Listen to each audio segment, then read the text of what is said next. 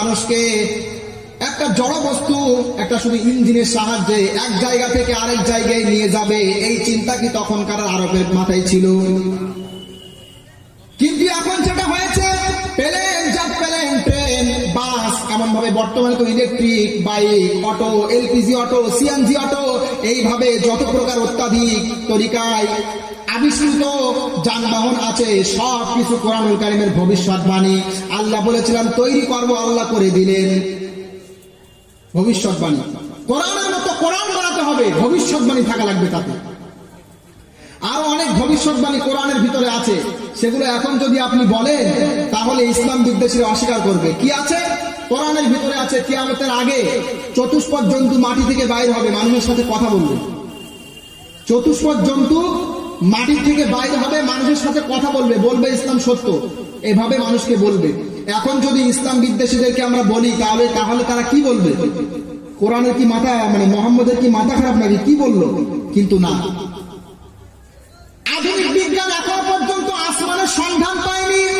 আধুনিক বিজ্ঞান এখন পর্যন্ত বলছে, আমরা যে বলি কোরআনুল কারীম থেকে দলিল দিয়ে, আল্লাযী খালাকা সাবআ সামাওয়াতিন তিবাকা, বলেন আল্লাহু আকবার। সূরা মুলক 29 নম্বর পারা 1 নম্বর পৃষ্ঠা 1 নম্বর রুকুর 2 নম্বর আয়াতে আল্লাহ বলছেন, তোমাদের মাথার উপরে আমি আল্লাহ ধাপে ধাপে 7টা আকাশ সৃষ্টি করেছি। কি সৃষ্টি করেছি?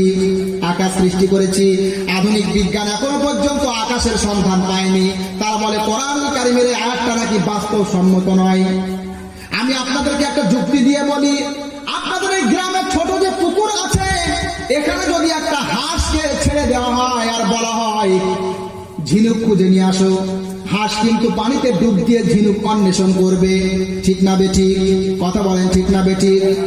একই হাঁসকে যদি আটলান্টিক মহাসাগরে ছেড়ে দিয়ে বলা হয় তুমি আটলান্টিক মহাসাগরের তলদেশ থেকে তুমি ঝিনুক খুঁজে নিয়ে আসো, ও যদি কিয়ামত পর্যন্ত চেষ্টা করে আটলান্টিক মহাসাগরের তলদেশ পর্যন্ত পৌঁছাতে পারবে? পারবে বলে?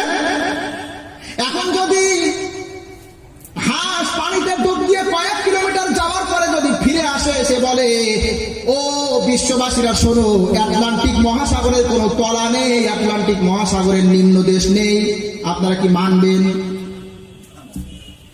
বিজ্ঞানী তারা যতই গবেষক হোক না কেন, যতই জ্ঞানী হোক না কেন, তাদের সেই জ্ঞান সীমিত। আমার সৃষ্টিকর্তা তাদেরকে দিয়েছেন।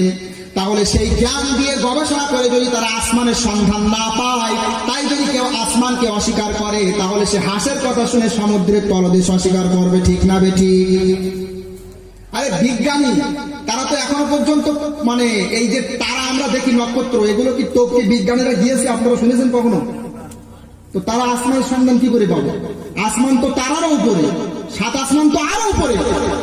ইনশাআল্লাহ যদি ভবিষ্যতে কোনোদিন বিজ্ঞান আসমানের সন্ধান দিয়ে দেয়, ইসলামের সত্যতা, কোরআনের সত্যতা আবার একবার প্রমাণিত হয়ে যাবে। বলেন সুবহানাল্লাহ। বিজ্ঞান যদি এভাবে বলে, আবার একবার ইসলামের সত্যতা প্রমাণ হয়ে যাবে। মানুষেরা প্রথমে মনে করত এই পৃথিবী থালার মতো চ্যাপ্টা, প্লেটের মতো চ্যাপ্টা, তাই মানুষেরা দূর দূরান্ত পর্যন্ত যেতে ভয় করত। তারা বলতো না জানি হয়তো দুনিয়া থেকে পড়ে যাব, কারণ পৃথিবী তো চ্যাপ্টা। 1957 সালে কোন বইতে 1997 সালে ফ্রান্সিস ব্রেন জলপথ অতিক্রম করে, জলপথ পাড়ি দিয়ে পৃথিবীর চতুর্দিক প্রদক্ষিণ করে বলেছিল এই পৃথিবীটা চ্যাপ্টা নয়, পৃথিবীটা গোল, অনেকটা উট পাখির ডিমের মতো। আর আধুনিক বিজ্ঞান এই মতটাই পোষণ করে যে পৃথিবী চ্যাপ্টা নয়, পৃথিবী হলো গোল, উট পাখির ডিমের মতো, অনেকটা, পুরোপুরি গোল না, অস্ট্রিচের ডিমের মতো। আসুন কোরআনুল কারীম কি বলছে দেখি। মহান আল্লাহ বলছেন, ইউলিজুল লাইলা ফিন নাহারি ওয়া ইউলিজুন নাহারা ফিল লাইল। বলেন আল্লাহু আকবার। আল্লাহ বলছেন, মহান আল্লাহ তিনি রাত্রিকে দিনের মধ্যে প্রবিষ্ট করেন আর দিনকে রাত্রিতে প্রবিষ্ট করেন। আর এটা তখনই সম্ভব যখন পৃথিবীর আকৃতি গোল হবে, চ্যাপ্টা হবে না। বলেন সুবহানাল্লাহ। আরো জোরে বলেন সুবহানাল্লাহ। মনে করেন চ্যাপ্টা এটা, এখানে যদি সূর্য ওঠে, ভালো করে বোঝেন ভাইরা, এখন যদি সূর্য এখান থেকে ওঠে, পৃথিবীর সব জায়গায় একই সাথে রৌদ্র পৌঁছাবে না? পৌঁছাবে না? পৌঁছাবে না? যদি এভাবে চ্যাপ্টা হয়, যদি সূর্য ওঠে এখান থেকে, মনে করেন উঠছে, একই সময় পৃথিবীর সব জায়গাতে আলো পৌঁছাবে, ঠিক না বেঠিক? আর যদি পৃথিবী গোল হয় তাহলে কোথাও তো হবে রাত, কোথাও হবে দিন। আমি উত্তরপ্রদেশে পড়াশোনা করেছি, এখানে যখন সন্ধ্যা ছটায়, সন্ধ্যা হচ্ছে, সূর্য ডুবছে উত্তরপ্রদেশে, তখন আমরা আসরের নামাজ পড়ে বাইরে হচ্ছি, বলেন সুবহানাল্লাহ। তার মানে বিশ্বে একই জায়গায় একই সময় অন্ধকার আলো, দিবারাত্র, এটাই প্রমাণ করে পৃথিবী গোল না, পৃথিবী চাপটা না, পৃথিবী গোল অস্ট্রিচের ডিমের মতো, বলেন সুবহানাল্লাহ। আরো জোরে বলেন সুবহানাল্লাহ। আমি ওই সমস্ত কোরআন বিদ্বেষীদেরকে বলতে চাই, মুহাম্মদের যুগে মুহাম্মদ তো তামাম বিশ্ব পাড়ি দেয়নি, সে সময় তো তেমন কোনো উপায় ছিল না যে উপায় তিনি গোটা বিশ্ব ভ্রমণ করবেন। কেমন করে বললেন পৃথিবীর আকৃতি গোল? আমি আজ তাদেরকে বলতে চাই, এই প্রশ্নের উত্তর তোমরা দিয়ে যাও, তাহলে তোমার হাতে হাত দিয়ে আমার ইসলাম ধর্ম আমি ত্যাগ করব। বোঝেন কথা? বোঝেন? চিন্তা করতে পারছেন? এমন এমন তথ্য এই কোরআনুল কারিমের ভিতর আছে, আধুনিক বিজ্ঞান বলছে, কিন্তু তারও আগে কোরআনুল কারিমের ভিতরে কথা বলা হচ্ছে। বিজ্ঞানীরা প্রথমে বলতো, আচ্ছা আমি আপনাদেরকে প্রশ্ন করি, উত্তর দেবেন আপনারা, এখানেই প্রমাণিত হয়ে যাক। মৌমাছি বিভিন্ন ফুলে বসে রস নিয়ে চাকে গিয়ে মধু তৈরি করে, ঠিক তো নাকি? ঠিক তো নাকি? মানুষেরা প্রথমে বলতো, বিজ্ঞানীরা প্রথমে বলতো, মৌমাছিরা ফুলের উপরে বসে ফুলের রস আরোহণ করে চাকে গিয়ে মধু তৈরি করে। কিন্তু আধুনিক বিজ্ঞান বলছে আমাদের গবেষণা ভুল ছিল আগে। সত্য কথা হলো, আধুনিক বিজ্ঞানীরা বলছে মৌমাছি ফুলের চাকে বসে ফুলের মধুটা খেয়ে পেটের মধ্যে ঢুকিয়ে নেয়, তারপরে পেটের মধ্যে আল্লাহ আলাদা একটা পাকস্থলী তৈরি করেছে, সেখানে মধু তৈরি হয়, অতঃপর মধু তারা চাকে গিয়ে সঞ্চিত করে। আচ্ছা দেখি কোরআনুল কারীম কি বলছে, ইয়াখরুজু মিন বুতুনিহা শারাবুন মুখতালিফুন আলওয়ানুহু ফীহি শিফাউল লিন্নাস, বলেন আল্লাহু আকবার। সূরা নাহল 14 নম্বর পারা 13 নম্বর পৃষ্ঠার 9 নম্বর রুকু 69 নম্বর আয়াত। আল্লাহ বলছেন মৌমাছির পেটের মধ্য থেকে মধু বাইর হয়, তাতে রয়েছে মানুষের জন্য শিফা, বলেন সুবহানাল্লাহ। আর জোরে বলেন সুবহানাল্লাহ। আল্লাহ বলছেন মৌমাছির পেটের মধ্য হতে বিভিন্ন রঙের মধু তৈরি হয়, তার জন্য মানুষের জন্য রয়েছে রোগ প্রতিকার। আমি কোরআন বিদ্বেষীদেরকে প্রশ্ন করতে চাই, মুহাম্মদ তো স্কুল কলেজে যাননি, মুহাম্মদ তো মৌমাছি নিয়ে গবেষণা করেনি, কেমন করে তিনি জানলেন মৌমাছি মধু তৈরি করে পেটের মধ্যে? কেমন করে তিনি জানলেন? আবারও একবার ইসলামের সত্যতা প্রমাণ হয়ে গেল, বলেন সুবহানাল্লাহ। আরো জোরে বলেন সুবহানাল্লাহ।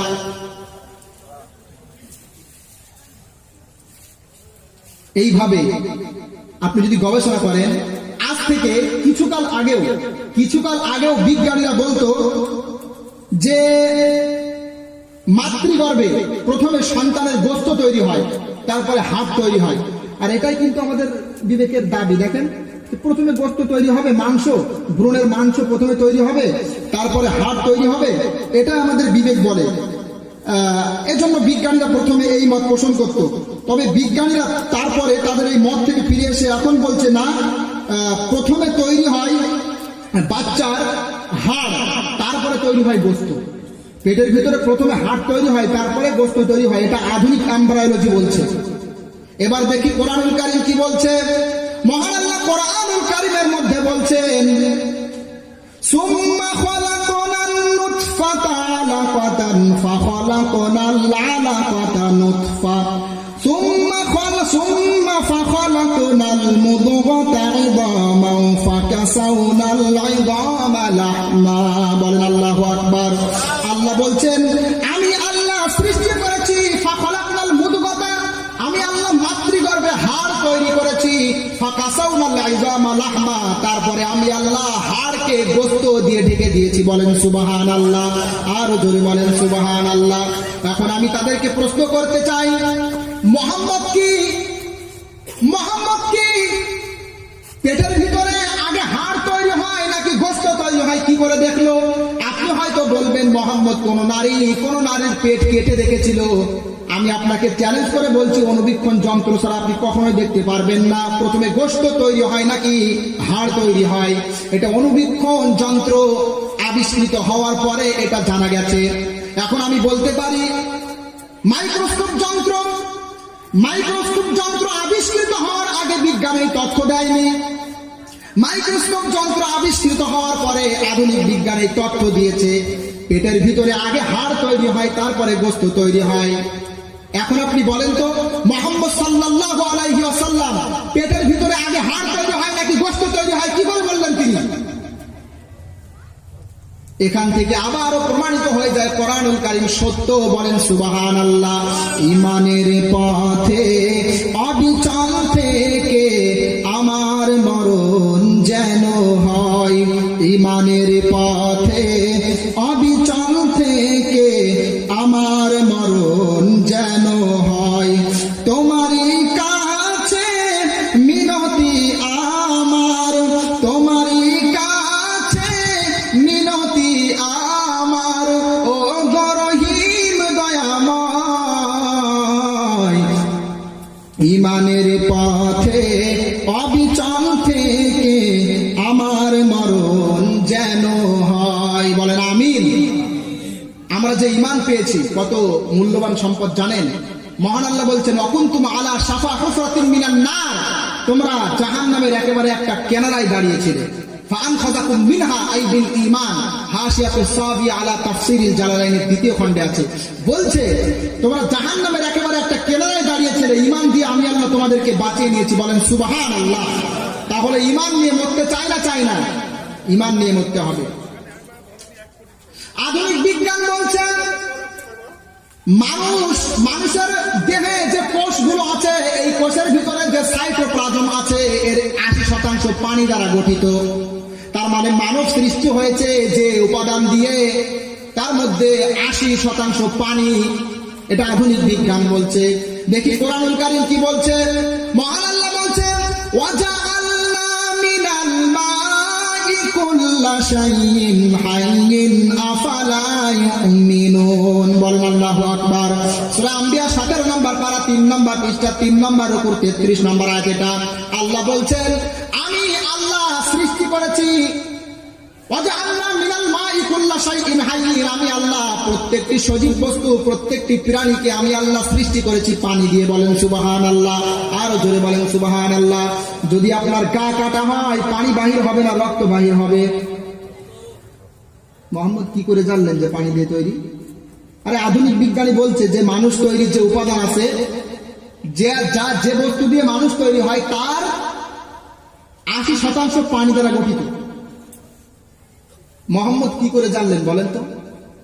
তাহলে আপনাকে বলতে হবে যে বিজ্ঞানীরা সব মুসলিম, ওই জন্য তারা ইসলাম ধর্মের সত্যতা প্রমাণ করার জন্য এমনটি করছে। তাও না, যত বড় বড় বিজ্ঞানী সব ইহুদি বেশিরভাগ, তাই তো নাকি? আর ইহুদিরা মুসলমানদের চরম শত্রু, জানেন তো নাকি?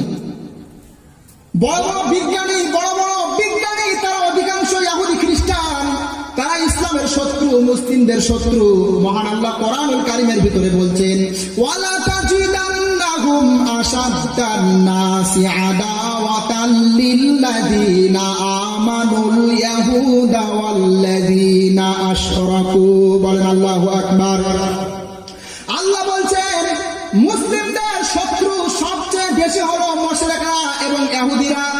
তাহলে ইহুদিরা যখন মুসলিমদের শত্রু, তাহলে তারা যদি গবেষণা না করে সত্য কথাই না বলবে, কেন তারা এমন কথা বলছে যেগুলো কোরআনুল কারীমের সাথে মিলে যাচ্ছে? বোঝা গেল তারা সত্য কথাই বলছে এবং কোরআনুল কারীমের সাথে মিল আছে। আরে ভাই, আরে বিজ্ঞান পড়েন। আমি একটা কথা বলি, বিজ্ঞানের থিওরি আর বলবো না, কিন্তু সময় অন্য আলোচনা করবো, কারণ বিজ্ঞান অনেকে বোঝে না, হয়তো ভালো লাগবে না। তবে আশা করছি মানুষের মন মেজাজ দেখে ভালো লাগছে, যেহেতু ইসলাম ধর্মের সত্যতা প্রমাণ হচ্ছে এতে। তো আমি শেষে একটা কথাই বলি বিজ্ঞান সম্পর্কে বলার শেষে, আপনার যদি বিশ্বাস না হয়, যদি আপনি বাংলা পড়তে জানেন আর যদি আপনি একটু জেনারেল শিক্ষিত হন, তাহলে আপনি মাধ্যমিক জীবন বিজ্ঞান 11 নম্বর অধ্যায়, মাধ্যমিক জীবন বিজ্ঞান 11 নম্বর অধ্যায়টা খুলে আপনি আপনার বাম সাইডে রাখবেন। আর কোরআনুল কারীমের সূরাতুল মুমিনুনের 12, 13, 14 নম্বর আয়াতটা খুলে ডান সাইডে রাখবেন। দেখবেন যে এই আয়াতের সাথে এই 11 নম্বর অধ্যায়টার কত মিল দেখবেন। 100% মিল। মাতৃগর্ভের ভ্রূণ সম্পর্কে 100% মিল। কিন্তু বিষয়টি অনেক কঠিন, জটিল, অনেকেই বুঝবে না। এই জন্য আমি অনেক এই বিষয়ে আলোচনা করেছি অনেক জায়গাতে, কিন্তু খুব একটা সারা শব্দ পাইনি। এর জন্য বিষয়টি বলবো না, তবে মিলিয়ে দেখবেন 100% মিল। পাঞ্চক্র সম্পর্কে কোরআনুল কারীমের আয়াত রাখবেন, আর 7 জীবন বিজ্ঞানের 7 নম্বর অধ্যায়টা রাখবেন। দেখবেন কিভাবে মেলে পানিচক্র সম্পর্কে। তো যাই হোক, বিজ্ঞানের সম্পর্কে আমি আলোচনা এখানে কি করি, বিজ্ঞান সম্পর্কে। তো কোরআনুল কারীম সত্য, ইসলাম ধর্ম সত্য, এটা প্রমাণ করে দিলাম। এখন যদি আপনি না মানেন তাহলে কি হবে? এই ভারতবর্ষের প্রধানমন্ত্রী যদি কোনো একটা নিয়ম চালু করে ভারতবর্ষে, আর যদি আপনি না মানেন তাহলে আপনার সামনে 2টি রাস্তা আছে। হয়তো ভারতবর্ষ থেকে বেরিয়ে আপনাকে কোথাও চলে যেতে হবে, আর যদি আপনি ভারতবর্ষ থেকে বেরিয়ে কোথাও না যান তাহলে জেলখানায় যেতে হবে। ঠিক না বেঠিক? কথা বলেন, ঠিক না বেঠিক? হয় আপনাকে ভারতের আইন মানতে হবে, আর না মানলে অন্য কোনো কোথাও গিয়ে অন্য কোনো দেশের নাগরিক হতে হবে। যদি ভারতেও থাকেন আর বলেন যে আমি প্রধানমন্ত্রী, তার আমি আদেশ আমি মানি না, তাহলে আপনাকে জেলখানায় যাওয়া লাগবে। যদি এই হয় শুধু ভারতবর্ষের প্রধানমন্ত্রীর নীতিমালা, মহান রব্বুল আলামিন তিনি আমাদেরকে দুনিয়াতে সৃষ্টি করেছেন, নিয়ম শৃঙ্খলাবদ্ধ করেছেন, আল্লাহর পক্ষ থেকে বিধান দিয়েছেন। এখন যদি সেই বিধান আমরা গ্রহণ না করি, আমার আল্লাহও একটা জেলখানা আছে, তার নাম জাহান্নাম। কথা বলেন, ঠিক না বেঠিক? ইয়া মা'শারাল জিন্নি ওয়াল ইনসি ইন ইসতাতা'তুম আও তানফুদু মিন আকতারিস সামাওয়াতি ওয়াল আরদ ফানফুদু লা তানফুদুনা ইল্লা বিসুলতান। বলেন আল্লাহু আকবার। সূরা রহমান 27 নম্বর পারা 11 নম্বর পৃষ্ঠা 2 নম্বর উপর 19-20 নম্বর আয়াত, 37 নম্বর আয়াত। আল্লাহ বলছেন, হে মানব সম্প্রদায়, হে জিন সম্প্রদায়, আমার আদেশ যদি তোমাদের ভালো না লাগে তাহলে তোমরা আমার এই জমিন থেকে, আসমানের মধ্যে জমিনের উপর থেকে তোমরা বেরিয়ে যাও, অন্য কোথাও চলে যাও। কিন্তু তোমরা শোনো, কখনোই আল্লাহর আদেশ ব্যতীত তোমরা কোথাও চলে যেতে পারবে না। যেই জায়গাতেই যাও না কেন সেই জায়গা কার? কথা বলেন না কেন? তাহলে যেখানেই যাবে সেই জায়গা যদি আল্লাহর হয়, আল্লাহর জমিন থেকে বেরিয়ে যদি কোথাও না যাওয়া যায়, তাহলে আল্লাহর হুকুম মানতে হবে, রসুলকে মানতে হবে, মুহাম্মদকে স্বীকার করতে হবে। আর যদি স্বীকার না করা হয় তাহলে আল্লাহরও একটা জেলখানা আছে, তার নাম জাহান্নাম। কথা বলেন, ঠিক না বেঠিক? এখন আপনি বলতে পারেন আল্লাহর জেলখানা জাহান্নাম, এটা আবার কি কথা? আরে বিজ্ঞানীরা প্রমাণ করেছে, রাশিয়ার বিজ্ঞানীরা গর্ত খনন করতে করতে নির্দিষ্ট সীমারেখা পর্যন্ত গিয়ে তারা বলছে আমাদের যন্ত্রপাতিগুলো গলে ক্ষীর হয়ে যাচ্ছে, পানির মতো হয়ে যাচ্ছে। তারা বলছে এই নিচে উত্তপ সম্পন্ন কোন একটা ঢাকনার সন্ধান আমরা পেয়েছি, যেটা ছিদ্র করে ওপারে যাওয়া যাচ্ছে না। বিজ্ঞান চেয়েছিল পৃথিবী যদি গোল, বিজ্ঞান চেয়েছিল যে এপাশে মানে উপর থেকে ছিদ্র করে ভিতরে চলে যাবে। যেমন আমরা যদি এখানে ছিদ্র করি, যদি যাওয়া সম্ভব হয় তাহলে আমরা কিন্তু আমেরিকায় গিয়ে পৌঁছাবো। পৃথিবী গোল, আমরা কিন্তু এই মাধ্যাকর্ষণ শক্তির কারণে আমরা পৃথিবীর দিকে আমাদের আকর্ষণ করছে। আমরা যদি এখানে ছিদ্র করি আমরা কিন্তু আমেরিকায় গিয়ে পৌঁছাবো। তো বিজ্ঞানী চেয়েছিল যে রাশিয়া একটা গর্ত খনন করে পৃথিবীর এ মাথা থেকে ও মাথায় যাবে। তো যেতে যেতে তারা পুরোপুরি যেতে পারেনি। তারা বলছে নিচে ভয়ঙ্কর কোনো একটা কূপ আছে, আগুনের গর্ত, যেখানে যাওয়ার পরে যন্ত্রপাতিগুলো গলে যায়। রাশিয়ার বিজ্ঞানীরা প্রথমে এটা চেয়েছিল ধামা চাপা দিয়ে রাখবে, কিন্তু সত্য মিথ্যা চাপা থাকে না, সত্য চাপা থাকে না, সত্য একদিন পরিস্ফুট হয়। আপনি এখনই গুগলে সার্চ করুন, জাহান্নামের সন্ধান বলে আপনি সার্চ করুন, দেখবেন দিয়ে দেবে। রাশিয়ায় গর্ত খনন করতে করতে তারা পেয়েছে। আল্লাহ বলছে আমার আইন যদি তোমাদের ভালো না লাগে, আমার জমিন থেকে তোমরা বেরিয়ে যাও, আর যদি বেরিয়ে না যেতে পারো তাহলে শোনো, তোমাদের জন্য জাহান্নাম প্রস্তুত করেছি। এখন এই জাহান্নামে যাবে কারা? প্রধানত জাহান্নামে তারা যাবে যারা নামাজ পড়ে না। বলেন নাউযুবিল্লাহ। ফি জান্নাতি ইয়াতাসাআলুনা আনিল মুজরিমিন মা সালাকাকুম ফি সাকার ক্বালু লাম নাকু মিনাল মুসাল্লিনা ওয়া লাম নাকু নুতঈমুল মিসকিন। বলেন আল্লাহু আকবার। সূরা মুনাফিকুন 28 নম্বর পারা 14 নম্বর পৃষ্ঠা 2 নম্বর রুকু 40 41 42 নম্বর আয়াত। আল্লাহ বলছেন জান্নাতীরা জাহান্নামীদেরকে জিজ্ঞাসা করবে কেন তোমরা জাহান্নামে আসলে, তখন তারা উত্তর দিয়ে বলবে নামাজ পড়তাম না এজন্য জাহান্নামে এসেছি। বলেন নাউযুবিল্লাহ। এখানে যারা আমরা বসে আছি অধিকাংশ নামাজি না বেনামাজি?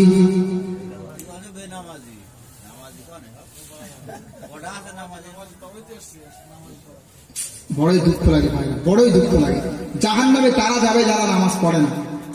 তো আমি নামাজ নিয়ে তো বক্তারা আলোচনা করে, তো নামাজ পড়তে আমাদের কেন ভালো লাগে না এ বিষয় নিয়ে আজকে কিছু কথা বলবো। নামাজ পড়তে ভালো না লাগার প্রথম কারণ হলো নামাজ আমরা কেন পড়বো, আর নামাজ পড়লে কি লাভ আমরা জানি না। আর দ্বিতীয়ত যারা আমরা নামাজ পড়ি আমাদের নামাজের ভিতরে মন থাকে না, ঠিক না বেঠিক? অধিকাংশ মুসলিম তো নামাজ পড়েই না, আবার যারা পড়ে নামাজের ভিতরে মন থাকে না। নামাজ পড়ছি এখানে কিন্তু মন আছে বনগায়, ঠিক না বেঠিক? নামাজ পড়ছি এখানে কিন্তু মন আছে ঘাটে, ঠিক না বেঠিক? হাটে বাজারে। এখানে তো সব ভালো লোক আমি জানি, এখানে সবাই আল্লাহর ওলি, নামাজের কারোর অসুবিধা হয় না। আমাদের ওইসব হয় বলে আমি বলছি, এখানে সব আল্লাহর ওলি, এই জন্য এখানে এসব বক্তব্য মানায় না। তবে আমি তাও বলছি, মনে করেন যে আপনাদের বলছি না, শুধু আপনাদের বলছি শোনানোর জন্য, উত্তর দিবেন। নামাজ পড়ছি এখানে কিন্তু মনটা আছে হাটে বাজারে, ঠিক না বেঠিক? তার কারণ কি? কারণ নামাজের ভিতরে আমরা আল্লাহর সামনে দাঁড়িয়ে কি বলি এটা আমাদের জানা নেই। আমরা যদি জানি নামাজের ভিতরে আল্লাহর সাথে আমরা কি বলি তাহলে হয়তো নামাজে মন বসবে। এজন্য সংক্ষিপ্ত পরিসরে সূরাতুল ফাতিহার তাফসীর আমি এখানে করব। বান্দা নামাজের মধ্যে দাঁড়িয়ে বলছেন আলহামদুলিল্লাহি রাব্বিল আলামিন। বান্দা নামাজের ভিতরে দাঁড়িয়ে বলছে সমস্ত প্রশংসা সেই আল্লাহর যিনি জগৎ সমূহের মালিক। বাক্যটি অনেক ছোট কিন্তু এর ভিতরে অনেক কিছু আছে। বান্দা বলছে সমস্ত প্রশংসা, সমস্ত প্রশংসা। প্রশ্ন হতে পারে সমস্ত প্রশংসা কেন বললেন? বলতে পারতেন প্রশংসা আল্লাহর জন্য, হামিদতু হামদান লিল্লাহি রাব্বিল আলামিন বলতে পারতেন, কিন্তু আলহামদুলিল্লাহি রাব্বিল আলামিন কেন বললেন? সমস্ত প্রশংসা আল্লাহর কেন? এর কারণ কি? এর কারণ আপনি চিন্তা করেন, আমরা একজন হাফেজ সাহেবের প্রশংসা করি তার কারণ তিনি একজন ভালো হাফেজ সাহেব। একজন বিজ্ঞানীকে প্রশংসা করি তার কারণ তিনি বিজ্ঞানী। একজন ডাক্তারকে প্রশ্ন করি তিনি একজন ভালো প্রশংসা করি কারণ তিনি একজন ভালো ডাক্তার। তার মানে মানুষের যে সমস্ত বৈশিষ্ট্যের কারণে প্রশংসা করি, এ সকল বৈশিষ্ট্যের যিনি দাতা, বৈশিষ্ট্য গুণগুলো যিনি দিলেন, সমস্ত প্রশংসা সেই আল্লাহর হবে। এটাই তো বাস্তবতার দাবি, ঠিক না বেঠিক? আরো জোরে বলেন ঠিক না বেঠিক? তাছাড়া আমরা সকলেই জানি মিশকাত শরীফ 199 নম্বর পৃষ্ঠাতে মাঝ বরাবরই হাদিস লেখা আছে, বুখারী মুসলিমের উদ্ধৃতি দিয়ে, ইন্না লিল্লাহি তিসআতাও ওয়া তিসঈনা ইসমান মিআতান ইল্লা ওয়াহিদা মান আহসাহা দাখালাল জান্নাহ। আল্লাহর নবী জানিয়েছেন মহান আল্লাহর 99 খানা গুণবাচক নাম আছে, এই নামগুলো যারা মুখস্থ করবে আল্লাহ পাক তাদেরকে জান্নাত দিবে। বলেন সুবহানাল্লাহ, আর জোরে বলেন সুবহানাল্লাহ। আমরা সকলেই জানি আল্লাহর 99 খানা নাম আছে, গুণবাচক নাম। আল্লাহ রাজ্জাক, রিজিক দিয়ে থাকেন। আল্লাহ আমাদের সৃষ্টিকারী, আল্লাহ আমাদের লালনকারী, আল্লাহ আমাদের পালনকারী। সবকিছু যখন আল্লাহ করছেন তাহলে প্রশংসা কেবলমাত্র সেই আল্লাহর হবে। এটাই তো বাস্তবতার দাবি, ঠিক না বেঠিক? আল্লাহ বলছেন কুলিদুল্লাহা আবিদুর রহমান আইয়াম্মা তাদউ ফালাহুল আসমাউল হুসনা। বলেন আল্লাহু আকবার। সূরা বানী ইসরাঈল 15 নম্বর পারা 11 নম্বর পৃষ্ঠার 12 নম্বর রুকুর 10 নম্বর আয়াত। এটা আল্লাহ বলছেন রহমান নামে তোমরা আল্লাহকে ডাকো আর রহিম নামে ডাকো, যে নামে ডাকো না কেন আমার আল্লাহর সুন্দর সুন্দর নাম আছে। বলেন সুবহানাল্লাহ। হে খোদা দয়াময় রহমান রহিম,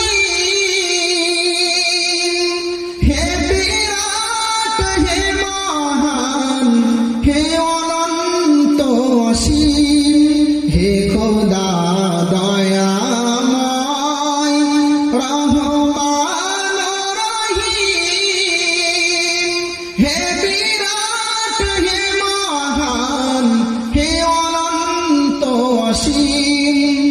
আমি চাই না বিচার রোজ হাসরের দিন, আমি চাই শুধু করুণা ও গো রহিম হে খোদা দয়াময়। তাহলে আল্লাহ রহমান রহিম, তার যখন সুন্দর সুন্দর ভালো ভালো বৈশিষ্ট্য গুণবাচক নাম রয়েছে, তাহলে সব প্রশংসা তারই হবে, এটাই তো বাস্তবতার দাবি, ঠিক না? এজন্য বান্দা নামাজের ভিতরে দাঁড়িয়ে একটা বাস্তবসম্মত কথা বলল, একটা যুক্তিযুক্ত কথা বলল। প্রশংসা সেই আল্লাহর যিনি জগৎ সমূহের রব। এখন রব কাকে বলে? রব বলা হয় এমন একটা সত্তাকে যিনি তার অধীনস্থ সকলকে না চাইতে তার দেখাশোনা করে, তার লালন পালন করে, তার যাবতীয় রক্ষণাবেক্ষণ থেকে শুরু করে তার পরিমার্জন সব, এক কথায় গুরুতর কর্মগুলো যিনি সম্পাদন করেন না চাইতেই, তাকে বলা হয় রব। এখন এই রব দুনিয়াতে আল্লাহ ছাড়া কেউ আছে নাকি? বলেন নেই। আমরা মুসলিম বলে বিশ্বাস করি তা নয়, মুহাম্মদের যুগে যারা অবিশ্বাসী ছিল, আল্লাহ বলছেন হে মুহাম্মদ তাদেরকে জিজ্ঞাসা করো, কুল মার রাব্বুস সামাওয়াতিস সাবঈ ওয়া রাব্বুল আরশিল আযীম। আল্লাহু আকবার। সূরা মুমিনুন 18 নম্বর পারা 6 নম্বর পৃষ্ঠার 5 নম্বর রুকুর 86 নম্বর আয়াত। আল্লাহ বলছেন হে মুহাম্মদ তুমি জিজ্ঞাসা করো মানুষদেরকে আসমান জমিনের রবকে, তারা উত্তর দিয়ে বলবে আসমান জমিনের রব আল্লাহ রাব্বুল আলামিন। বলেন সুবহানাল্লাহ। ফাসায়াকুলুনা লিল্লাহ, তারা উত্তর দিয়ে বলবে আল্লাহ রাব্বুল আলামিন। এমনকি অমুসলিম ভাইদেরকেও যদি আপনি জিজ্ঞাসা করেন আসমান জমিনের সৃষ্টিকর্তাকে, তারা উত্তর দিয়ে বলবে ভগবান। ঠিক না বেঠিক? মানে আসমান জমিনের সৃষ্টিকর্তা এক আল্লাহ রাব্বুল আলামিন, এটা তারাও বিশ্বাস করে। বিশেষ করে ইহুদি খ্রিস্টান, তারা তো কিতাবধারী, তাদের কাছে নবী এসেছে দুনিয়াতে, তারা তো বিশ্বাস করেই করে। তাহলে আমরা সকলেই বিশ্বাস করি রব আল্লাহ। আর বান্দা নামাজের ভিতরে দাঁড়িয়ে বললেন সমস্ত প্রশংসা সেই আল্লাহর যিনি জগৎ সমূহের মালিক। এখন জগৎ কত আছে? বিজ্ঞানীরা প্রমাণ করছে আমরা যেমন এই দুনিয়াতে বাস করি, এই মহাবিশ্বে আরো অনেকগুলো গ্রহ আছে যেখানে মানুষের মতো অন্যান্য প্রাণী বাস করে। তারা বলছে এলিয়ানদের কথা। এলিয়ান সম্পর্কে আমরা অনেকেই শুনছি বর্তমানে, যে আমরা এই পৃথিবীতে যেমন বাস করি, এই মহাবিশ্বে আরো অনেক গ্রহ আছে যেখানে মানুষের থেকে উন্নত মানের প্রাণী অথবা মানুষের মতোই প্রাণীরা বাস করে। তারা এলিয়ানদের সংকেত দিয়েছে। এই এলিয়ান বলেন, মানুষ বলেন, এক কথায় পুরো প্রাণী জগৎ, উদ্ভিদ জগৎ, সব জগতের মালিক রব্বুল আলামিন। আমরা নামাজের ভিতরে দাঁড়িয়ে সেটা বললাম। তাহলে আমাদের রবকে? আল্লাহ আমার রব, এই রবি আমার সব, দামে দামে তন মনে তারি অনুভব। তোমার দুনিয়াতে আমি যেদিকে তাকাই, অথই নিয়ামতে ডুবে আছি সবাই। ঠিক না বেঠিক? তাহলে আমাদের রবকে? আল্লাহ রাব্বুল আলামিন। তাহলে বান্দা নামাজের ভিতরে দাঁড়িয়ে যখন বলল আলহামদুলিল্লাহি রাব্বিল আলামিন, তখন বান্দা বাস্তবসম্মত কথা বলল। এবার আল্লাহ উত্তর দিয়ে বলছে হামিদানি আব্দি, আমার বান্দা আমার প্রশংসা করলো। বলেন সুবহানাল্লাহ। আর জোরে বলেন সুবহানাল্লাহ। একটু চিন্তা করেন তো ভাইরা, ভারতবর্ষের প্রধানমন্ত্রী, তার আপনি প্রশংসা করেন চাই না করেন, তার কিন্তু কিচ্ছু যায় আসে না। তার কারণ তিনি আমি আপনি থেকে অনেক উপরে অবস্থান করছে দুনিয়ার জমিনে বাহ্যিক ভাবে। ঠিক না বেঠিক? তাকে গালি দেন আর প্রশংসা করেন, তার কিচ্ছু যায় আসে না, তিনি আপনার কথার উত্তরও দিবেন না। আর যিনি ভারতবর্ষের প্রধানমন্ত্রী নন, বাংলাদেশ, পাকিস্তান, আফগানিস্তানের নন, তাম বিশ্বের যিনি সৃষ্টিকর্তা, নামাজের ভিতরে দাঁড়িয়ে তার সামনে নত হয়ে যখন বললেন সমস্ত প্রশংসা তোমার, তখন তিনি উত্তর দিয়ে বলছে হামিদানি আব্দি, আমার বান্দা আমার প্রশংসা করলো। বলেন সুবহানাল্লাহ। আর জোরে বলেন সুবহানাল্লাহ। যারা নামাজ পড়ি একটু চিন্তা করি কত ভাগ্যবানের কাজ করি আমরা, কত মহান কর্ম সম্পাদন করি আমরা, একটু চিন্তা করি যারা নামাজ পড়ি। বান্দা এবার বলছে আর রহমানির রহিম, পরম দয়ালু অতিশয় করুণাময় সেই আল্লাহ যিনি পরম দয়ালু অতিশয় করুণাময়। বাক্যটি অনেক ছোট কিন্তু এর ভিতরে অনেক কিছু আছে। তাফসীর করতে গিয়ে মুফাসসিরে কেরাম তাফসীরে জালালাইন, তাফসীর ইবনে কাসিরের ভিতরে লিখেছেন রহমান এবং রহিম এর মানে হলো অতিশয় করুণাময়। দুইটি হলো ইসমে মুবালাগার সিগা। তবে রহমান বেশি, রহিমের ভিতরে কম। তার মানে দুনিয়াতে আল্লাহ রহমান, দল মত পথ নির্বিশেষে, হোক সে মুসলিম হোক সে অমুসলিম, সকলকে আল্লাহ সমানভাবে দেখবেন, সকলকে আল্লাহ খেতে দিবেন, পড়তে দিবেন। তার কারণ দুনিয়াটা হলো পরীক্ষার জায়গা। পরীক্ষার হলে কেউ যদি ভুল করে, পরীক্ষক কিন্তু তাকে বলে দেয় না, ঠিক না বেঠিক? এজন্য দুনিয়াতে আল্লাহতে বিশ্বাসী হন চাই না হন, মুহাম্মদে বিশ্বাসী হন চাই না হন, কোরআনে বিশ্বাসী হন চাই না হন, অবশ্যই দুনিয়াতে আল্লাহ সমান চোখে দেখবেন। আল্লাহর ওয়াদা আছে, ওয়ামা মিন দাব্বাতিন ফিল আরদি ইল্লা আলাল্লাহি রিজকুহা। বলেন আল্লাহু আকবার। সূরা হুদ 12 নম্বর পারা 1 নম্বর পৃষ্ঠার 1 নম্বর রুকুর 6 নম্বর আয়াত। এটা আল্লাহ বলছেন, এই জমিনে এমন কোন বিচরণশীল প্রাণী নেই তার খাদ্যের দায়িত্ব, তার রিজিকের দায়িত্ব আল্লাহ নিজে হাতে নেয়নি। বলেন সুবহানাল্লাহ। আর জোরে বলেন সুবহানাল্লাহ। আপনার মুসলিম পাড়ায় পানি হয় পানির সময়, আর অমুসলিম পাড়ায় হয় না, এটা কি হয়? এমনটি হয় না। চাঁদ সূরজের আলোকে হুকুম বেশি কি পায়, চাঁদ সূরজের আলোকে হুকুম বেশি কি পায়, মুসলিম আর হিন্দু মোরা দুই সহোদর ভাই, মোরা এক বৃন্তে দুইটি কুসুম এক ভারতে ঠাই। কথা বলেন ঠিক না বেঠিক? কথা বলেন ঠিক না বেঠিক? তাহলে আপনি মুসলিম হন অমুসলিম হন, আল্লাহ পাক দুনিয়াতে আপনাকে সমান চোখে দেখবেন, রিজিকের ব্যবস্থা করবেন।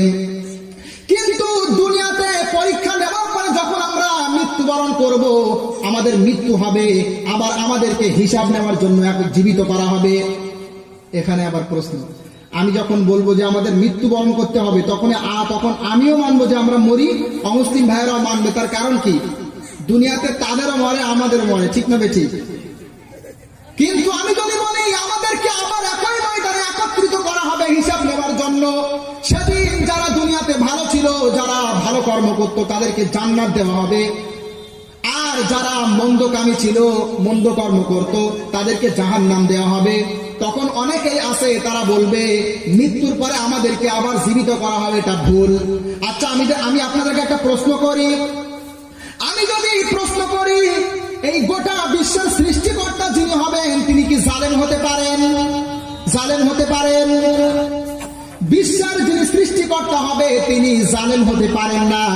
তাহলে আমি এখন আপনাদেরকে প্রশ্ন করি, মহান সৃষ্টিকর্তা এক সৃষ্টি আর এক সৃষ্টিকে গালি দিচ্ছে, এক সৃষ্টি আর এক সৃষ্টিকে হত্যা করছে, এক সৃষ্টি আর এক সৃষ্টির ধন সম্পদ আত্মসাৎ করছে, মহান সৃষ্টিকর্তা কেন বিচার করছেন না? তার মানে তিনি জালেম। বলেন না কেন?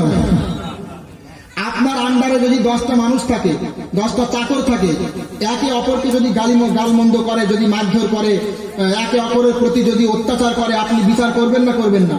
আর যদি আপনি বিচার না করেন, আপনি জানেন না? এই পশ্চিমবঙ্গে আমরা বাস করি, আমি যদি কারোর উপরে অত্যাচার করি, পুলিশ বাহিনী যদি সঠিক বিচার না করে, তা ওরা জালেম না জালেম না? জালেম।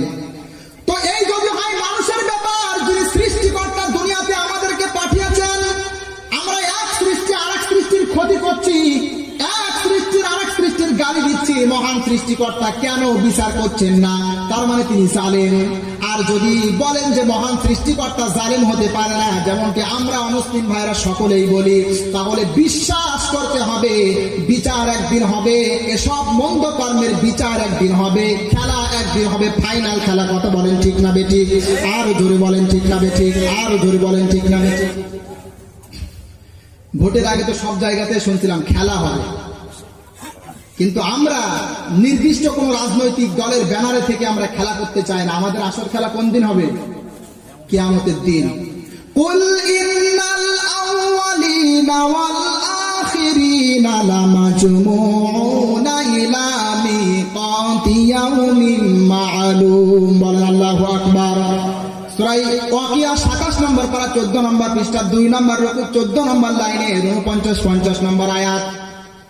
আল্লাহ বলছেন, সৃষ্টির শুরু থেকে নিয়ে শেষ পর্যন্ত যত মানুষ দুনিয়াতে আসছে আসছে, ভবিষ্যতে আসবে, সকলকে আমি আল্লাহ পরীক্ষা শেষে একই ময়দানে একত্রিত করব, জমা করব হিসাব নেওয়ার জন্য। কে ভালো কর্ম করেছিল, কে খারাপ কর্ম করেছিল, আল্লাহ আমাদের মাঝে কিন্তু বিচার করবেন। আল্লাহু ইয়াহকুমু বাইনাহুম ফীমা কানু ফীহি ইয়াখতালিফুন। আল্লাহ বলছেন সৃষ্টিকর্তা সম্পর্কে তারা যে ইখতিলাফ করে, মুসলিমরা একত্ববাদে বিশ্বাসী, আবার কেউ তো তিত্রবাদে বিশ্বাসী, আবার কেউ তো বহুবাদে বিশ্বাসী। এই যে সৃষ্টিকর্তা সম্পর্কে আমরা যে ইখতিলাফ করছি, মতবিরোধ করছি, এই সম্পর্কে আল্লাহ কিয়ামতের দিন বিচার করবেন। আমরা কি বিচার চাই নাকি দয়া? বিচার চাই না দয়া চাই? যদি আল্লাহ বিচার করে আমরা ছাড় পাবো? যদি আল্লাহ বলে বান্দা নামাজ পড়া তোর উপরে ফরজ করেছিলাম, নামাজ কেন পড়িসনি, আমরা উত্তর দিতে পারবো? পারবো না। রোজ হাসরে আল্লাহ আমার করোনা বিচার, আল্লাহ করোনা বিচার। রোজ হাসরে আল্লাহ আমার করোনা বিচার, আল্লাহ করোনা বিচার। বিচার চাহি না তব ক্ষমা চাহি এ গুনাহগার, আল্লাহ করোনা বিচার। বলেন আমিন। আমি জেনে শুনে জীবন ভরে পাপ করেছি ঘরে পরে, আমি জেনে শুনে জীবন ভরে পাপ করেছি পরে পরে, এখন আশা নাই যে যাব তোরে বিচারে তোমার, আল্লাহ করোনা বিচার। বলেন আমিন। রোজ হাসরে আল্লাহ আমার করোনা বিচার, আল্লাহ করোনা বিচার। তাহলে দুনিয়াতে আমরা যারা এসেছি সকলকে আমাদের একই ময়দানে একত্রিত করা হবে, এটা আমরা বিশ্বাস করি। তাহলে যে কথা বলছিলাম, আর রহমান রাহিম, দুনিয়াতে আল্লাহ রহমান সবাইকে সমান চোখে দেখবেন। তবে কিয়ামতের দিন আল্লাহ রাব্বুল আলামিন যারা বিশ্বাস স্থাপন করেছিল, যারা সঠিক মতবাদে বিশ্বাস স্থাপন করেছিল, কোরআনুল কারীমে বিশ্বাস স্থাপন করেছিল, মহান রব্বুল আলামিন সেদিন তাদেরকে ছাড় দিবেন, দুনিয়াতে তাদের ভালো কর্মগুলো কবুল করবেন। বলেন আলহামদুলিল্লাহ। আর যারা দুনিয়াতে অবিশ্বাসী, আল্লাহ বলছেন ওয়াকাদিমনা ইলা মা আমিলু মিন আমালিন ফাজআলনাহু হাবাআম মানসুরা। বলেন আল্লাহু আকবার। সূরা ফুরকান 19 নম্বর পারা, প্রথম নম্বর পৃষ্ঠার 3 নম্বর রুকুর 23 নম্বর আয়াত। আল্লাহ বলছেন যারা দুনিয়াতে আমার একত্বে বিশ্বাসী হবে না, রিসালাতের স্বীকৃতি দেবে না, সত্য গ্রন্থ কবুল করে যারা দুনিয়াতে জীবনযাপন করবে না, মনের মতো জিন্দেগি পালন করবে, সৃষ্টিকর্তার সামনে নত হবে না, আল্লাহ বলছেন দুনিয়াতে তারা জনকল্যাণমূলক যতই ভালো কাজ করুক না কেন, আমি আল্লাহ কিয়ামতের দিন তাদের সেই সমস্ত ভালো কাজগুলো বিক্ষিপ্ত ধুলি করার মতো আমি আল্লাহ উড়িয়ে দেব। কবুল হবে না, কবুল হবে না ভাইরা। শিরক যদি আপনার ভিতরে থাকে, আল্লাহকে বাদ দিয়ে, এক আল্লাহকে বাদ দিয়ে যদি অন্য কাউকে উপাস্য রূপে গ্রহণ করেন, অন্য কারোর জন্য ইবাদত করেন, তাহলে আপনার ইবাদত কবুল হবে না। কিয়ামতের দিন আপনাকে জাহান্নামে যাওয়া লাগবে এবং চিরকাল জাহান্নামে থাকতে হবে। আমরা যখন মাজার পূজারী, কবর পূজারীদের বিরুদ্ধে বলি, যারা মাজার পূজা করে, কবরে সেজদা করে, কবরে মানত করে, এরা জাহান্নামে যাবে, যখন আমরা এই কথা বলি, এক শ্রেণীর মানুষ তখন বলে তারা তো আল্লাহতে বিশ্বাসী। একটা কবর পূজারী যে কবরে সেজদা করে, তাকে যদি বলা হয় তুমি কি আল্লাহকে মানো রব হিসাবে, সে কিন্তু বলবে অবশ্যই আল্লাহকে মানি, ঠিক না বেঠিক? তারপরেও কেন জাহান্নামে যাবে? তার কারণ হলো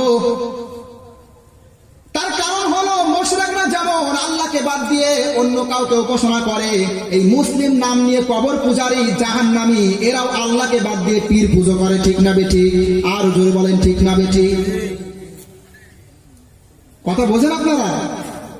সাবধানে থাকতে হবে। আমাদের এলাকায় শিরিক নেই আলহামদুলিল্লাহ। এই যে কবর কেন্দ্রিক যে শিরিক আমাদের এলাকাতে নেই, তবে আমরা যেন বাইরে গিয়ে করে না আসি। অনেক সময় আমরা ওই আজমিরে ঘুরতে যাই, ঠিক না বেঠিক? কথা বলেন ঠিক না বেঠিক? আজমিরে যাওয়ার পরে সন্তান হয় না, আজমিরে মান্যত করছে, ঠিক না বেঠিক? আরে ভাই, কুকুরের মতো ইমানও আপনার নেই। কুকুর তো বছরে 7-8টা করে সন্তান জন্ম দেয়, ও কোন পীর সাহেবের কাছে যায় বলেন? সন্তান হয় না, কবরে গিয়ে মানত করছে সন্তান হবে। নাউজুবিল্লাহি মিন যালিক। শিরক, এই শিরক থেকে যদি আমরা বাঁচতে না পারি তাহলে জাহান্নাম আমাদের জন্য অবধারিত। তো যে কথা বলছিলাম, মুশরিক যদি হই, আল্লাহতে বিশ্বাসী না হই, অথবা আল্লাহতে বিশ্বাসী হই, তবে সৃষ্টিকর্তার ইবাদত বাদ দিয়ে অন্য কারোর সামনে নত হই, তাহলে কিন্তু আল্লাহ রাব্বুল আলামিন আমাদেরকে জাহান্নামে দিবে, এটাই স্বাভাবিক এবং থাকতে হবে।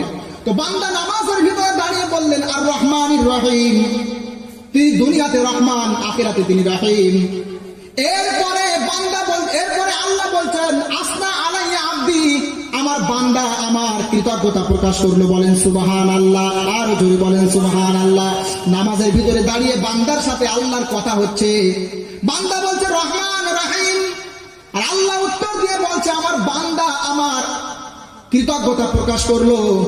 একটু চিন্তা করেন তো ভাইরা, সৃষ্টির শুরু থেকে নিয়ে শেষ পর্যন্ত যত মানুষ দুনিয়াতে এসছে, যত মানুষ দুনিয়াতে আসছে, আগামীতে আসবে, সকলেই যদি একই ময়দানে একত্রিত হয়ে বলে আল্লাহকে রব হিসাবে আমরা মানি না, আল্লাহকে একচ্ছত্র মালিকানার অধিকারী হিসাবে আমরা মানি না, আল্লাহর কিচ্ছু যায় আসে, আল্লাহর কিচ্ছু যায় আসে। মহান আল্লাহ বলছেন ওমান কাফারা ফাইন্নাল্লাহা গনিয়্যুন আনিল আলামিন, বলেন আল্লাহু আকবার। সূরা আল ইমরান 4 নম্বর পারা 1 নম্বর পৃষ্ঠা 10 নম্বর রুকু 97 নম্বর আয়াত। আল্লাহ বলছেন গোটা বিশ্ববাসী যদি আমাকে অস্বীকার করে, আমাকে এক স্রষ্টা হিসাবে না মানে, আমাকে বাদ দিয়ে বিভিন্ন কল্পিত কৃত্রিম উপাস্যদের সামনে যদি নত হয়, আমি আল্লাহ বলছি আমার কিচ্ছু যায় আসে না, আমি গোটা বিশ্ববাসী থেকে অমুখাপেক্ষী, বলেন সুবহানাল্লাহ। তাহলে যেই আল্লাহর প্রশংসা করলেই বাকি, না করলেই বাকি, তার মর্যাদা কমে না, তার কিচ্ছু যায় আসে না, সেই মহান সত্তার সামনে যখন দাঁড়িয়ে বললেন রহমানির রহিম, তখন তিনি উত্তর দিয়ে বলছে আসনা আলাইয়া আব্দি, আমার বান্দা আমার কৃতজ্ঞতা প্রকাশ করলো, বলেন সুবহানাল্লাহ। আর জোরে বলেন সুবহানাল্লাহ। ভালোবেসেছিলে তুমি তাই দিয়েছ ঈমান, আমরা বড়ই যে অধম, বুঝনি ভালোবাসার মান, কিন্তু তুমি তো রহমান, দিতে পারো ভালোবাসার মান, ঠিক না বেঠিক? আল্লাহ আমাদেরকে ভালোবেসে ঈমান দিয়েছিল, আমরা সেই ভালোবাসার মূল্যায়ন করতে পারলাম না, কিন্তু আল্লাহ তো রহমান রহিম, তিনি তো ভালোবাসার মূল্যায়ন করেন, ভালোবাসা কি জিনিস তিনি বোঝেন। এর জন্য আমরা নগণ্য বান্দা হয়ে যখন বললাম আর রহমানির রহিম, তিনি উত্তর দিয়ে বললেন আসনা আলাইয়া আব্দি, আমার বান্দা আমার কৃতজ্ঞতা বর্ণনা করলো। এবার বান্দা নামাজের ভিতরে দাঁড়িয়ে বলছে মালিক ইয়াউমিদ্দিন, বিচার দিনের মালিক, বিচার দিনের মালিক। শুধু এ জগতের মালিক নন, আল্লাহ শুধু এই জগতের মালিক নন, তিনি বিচার ও দিনের মালিক। যখন আমরা দাঁড়িয়ে বললাম, তখন আল্লাহ উত্তর দিয়ে বলছে মাজ্জাদানি আব্দি, আমার বান্দা আমার মর্যাদা বর্ণনা করলো, বলেন সুবহানাল্লাহ। আর জোরে বলেন সুবহানাল্লাহ। এবার বান্দা নামাজের ভিতরে দাঁড়িয়ে বলছে ইয়্যাকা না'বুদু ওয়া ইয়্যাকা নাস্তাঈন, বান্দা নামাজের ভিতরে দাঁড়িয়ে বলছে ওগো আল্লাহ, আমরা কেবলমাত্র তোমার ইবাদত করি এবং তোমার কাছে সাহায্য চাই। শব্দের দিকে লক্ষ্য করেন, বান্দা বলছে তোমার ইবাদত করি কেবলমাত্র ইয়্যাকা না'বুদু। যদি আল্লাহ ইয়্যাকা না'বুদু না দিয়ে না'বুদু ইয়্যাকা দিতেন, তাও কিন্তু অর্থ হয়ে যেত আরবি ব্যাকরণ অনুপাতে, কিন্তু তখন মানে হতো আমরা আল্লাহর ইবাদত করি, কেবলমাত্র আল্লাহর ইবাদত করি, এই অর্থ তখন হতো না। হতো আমরা আল্লাহর ইবাদত করি, আর আল্লাহর ইবাদত তো তারাও করে যারা অন্যান্যকে ইবাদত করে, তারা কি এক আল্লাহর ইবাদত করে না? অবশ্যই করে, কিন্তু তাদের সাথে আমাদের সাথে পার্থক্য হলো তারা আল্লাহর সাথে অন্যদেরকেও মাবুদ বানিয়ে নিয়েছে, আর আমরা কেবলমাত্র শুধুমাত্র আল্লাহকে মাবুদ বানিয়েছি। বলেন সুবহানাল্লাহ। এখন দেখি বাস্তবসম্মত কোনটা? অবশ্যই আমাদেরটা। তার কারণ কি? মহান পৃথিবীতে যখন সৃষ্টিকর্তা একজন, পৃথিবীতে যখন লালনকারী একজন, আমাদের পালনকারী আল্লাহ, আমাদের খাওয়ানোর মালিক আল্লাহ, আমাদের রাজ্জাক আল্লাহ, সব যখন আল্লাহ, তাহলে ইবাদত কেবলমাত্র তারই হবে। এটাই তো বাস্তবতার দাবি, ঠিক না বেঠিক? আপনি নামাজের ভিতরে দাঁড়িয়ে কত বড় কথা বললেন, আপনি চিন্তা করেছেন? কেবলমাত্র তোমাকে ইবাদত করি, তুমি ছাড়া আর কারোর সামনে নত হই না, এটা অনেক বড় কথা। যুগে যুগে আল্লাহ পাক যত দুনিয়াতে নবী পাঠিয়েছেন, সকলেই তার উম্মতদেরকে এই একই কথার দিকে আহ্বান করেছিল, তোমরা কেবলমাত্র শুধুমাত্র আল্লাহর ইবাদত করো। আমার আপনার নবী মক্কাতে মুশরিকদেরকে বলেছিল, তোমরা শুধু কেবলমাত্র আল্লাহর ইবাদত করো, আল্লাহকে বাদ দিয়ে অন্যের সামনে নত হইও না, এই আল্লাহর ইবাদত করো শুধুমাত্র। এই দাওয়াত পৌঁছাতেই গিয়ে কিন্তু আমার আপনার নবী মক্কার মুশরিকদের হাতে মার খেয়েছিলেন। কথা বলেন ঠিক না বেঠিক? মক্কায় যখন ইসলাম প্রচার করা দুর্বিষহ হয়ে গেল, দুঃসাধ্য হয়ে গেল, তখন আমার আপনার নবী কিন্তু তায়েফে গিয়েছিল শুধু একটা দাওয়াত নিয়ে, সৃষ্টিকর্তা যখন এক, ইবাদত হবে শুধু তারই। কিন্তু তায়েফবাসীরা আমার আপনার নবীকে মেরে রক্তাক্ত করে দিয়েছিল, শরীর থেকে রক্ত ঝরিয়েছিল। হাজারো ব্যথা বেদনার পরে ফিরে আসনি তুমি আপন ঘরে, দিনের আলো তুমি ছড়িয়ে দিতে চলে গেলে মদিনায় মক্কা ছেড়ে। হে রাসূল তোমাকে ভুলি আমি কেমন করে, খেয়ে না খেয়ে দিন প্রচারের কাজে নিজেকে দিয়েছ বিলিয়ে, খেয়ে না খেয়ে দিন প্রচারের কাজে নিজেকে দিয়েছ বিলিয়ে। তায়েফের কাফেরেরা চিল্ল না এ আলো, দুষ্টু ছেলেদের পিছু দিল লেলিয়ে, পাথরের আঘাতে ক্ষত বিক্ষত হয়ে সারা শরীর থেকে রক্ত ঝরে। হে রাসূল তোমাকে ভুলি আমি কেমন করে, ঠিক না ঠিক? তাহলে আমার আপনার নবী শুধু এক আল্লাহর ইবাদত করতে হবে, আল্লাহ ছাড়া অন্য কারোর সামনে নত হওয়া যাবে না। শুধু এই বিষয়ের দাওয়াতটা দিতে গিয়ে মানুষের কাছে মার খেয়েছিল, আর যুগে যুগে অবিশ্বাসীরা প্রত্যাখ্যান করেছিল। শুধু আমাদের নবী নয়, মহান আল্লাহ বলছেন, ওয়ালাকাদ আরসালনা নূহান ইলা কওমিহি ফাকালা ইয়া কওমি ইবুদুল্লাহা মা লাকুম মিন ইলাহিন গায়রু। বলেন আল্লাহু আকবার। আল্লাহ বলছেন, আমি নূহ আলাইহিস সালামকে পাঠিয়েছিলাম তার সম্প্রদায়ের কাছে। নূহ আলাইহিস সালাম তার সম্প্রদায়কে বলেছিল, তোমরা এক আল্লাহর ইবাদত করো, আল্লাহ ছাড়া তোমাদের কোনো উপাস্য নেই। আমরা সকলেই জানি 950 বছর নূহ আলাইহিস সালাম এই একই কথা তার জাতিকে বলেছিলেন, আর এই একই কথা বলতে গিয়ে নূহ আলাইহিস সালাম কত নির্যাতিত হয়েছিলেন, মার খেতে খেতে বেহুশ হয়ে যেতেন। এই একই কথা প্রচার করতে গিয়ে শুধু একই কথা, এক আল্লাহর ইবাদত করতে হবে, মুসলিম হতে হবে, একই কথা প্রচার করতে গিয়ে মার খেয়েছিল। আর এই কথাটা, যে কথা বলতে গিয়ে নবীরা মার খেয়েছিল, সেই কথাটা অনায়াসে অবাধে নিঃসংকোচে আপনি আল্লাহর সামনে দাঁড়িয়ে স্বীকার করলেন, ইয়াকা না'বুদু ওয়া ইয়াকা নাস্তাঈন। ওগো আল্লাহ, আমরা কেবলমাত্র তোমারই ইবাদত করি, তুমি বাদে অন্য কারোর সামনে নত হই না। বলেন সুবহানাল্লাহ। আর জোরে বলেন সুবহানাল্লাহ। অনেক বড় কথা, অনেক বড় কথা বলেছেন নামাজের ভিতরে দাঁড়িয়ে আপনি। আর বলছেন, ওয়া ইয়াকা নাস্তাঈন, আমি তোমার কাছেই সাহায্য চাই, তোমার কাছেই সাহায্য চাই। আরে সাহায্য কেবলমাত্র আল্লাহর কাছেই চাইতে হবে, এটাই তো বাস্তবতার দাবি। তবে সাহায্য দুই প্রকার, একটা লৌকিক সাহায্য, একটা অলৌকিক সাহায্য। লৌকিক সাহায্য মানে কি?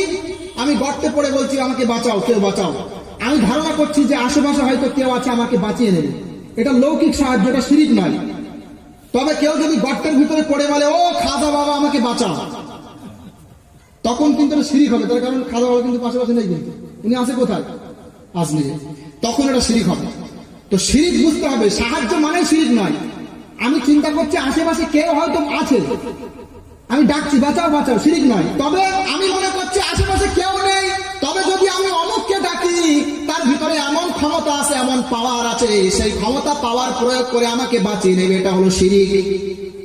তো এখন এই অলৌকিক চাওয়া কেবলমাত্র আল্লাহর কাছে চাইবো, অলৌকিক সাহায্য কেবলমাত্র আল্লাহর কাছে চাইতে হবে। তার কারণ কি?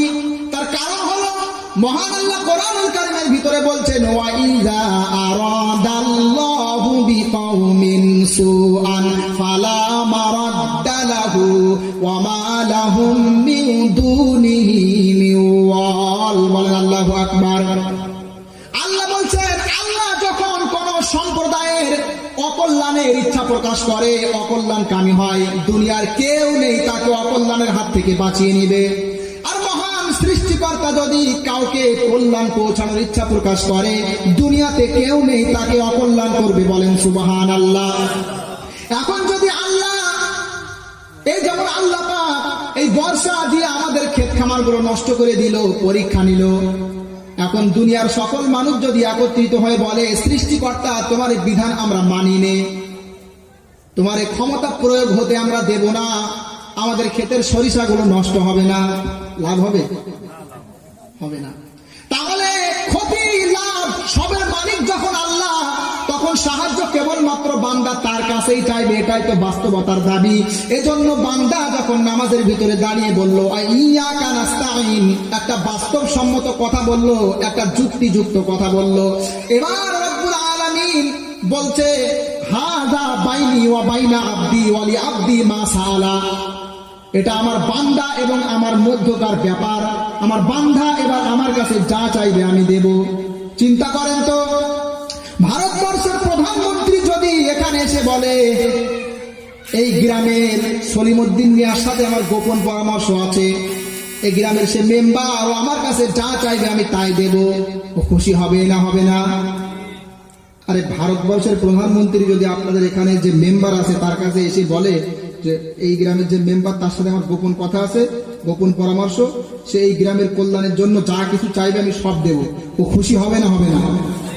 এই যদি হয় ভারতবর্ষের প্রধানমন্ত্রীর ব্যাপার, মহান রব্বুল আলামিন বলছে আমার বান্দা এবং আমার মধ্যে সম্পর্ক হয়ে গেল, ওয়ালি আব্দি মা সাআলা, এবং আমার বান্দা এবার আমার কাছে যা চাইবে আমি আল্লাহ সব কিছু দেব। বলেন সুবহানাল্লাহ।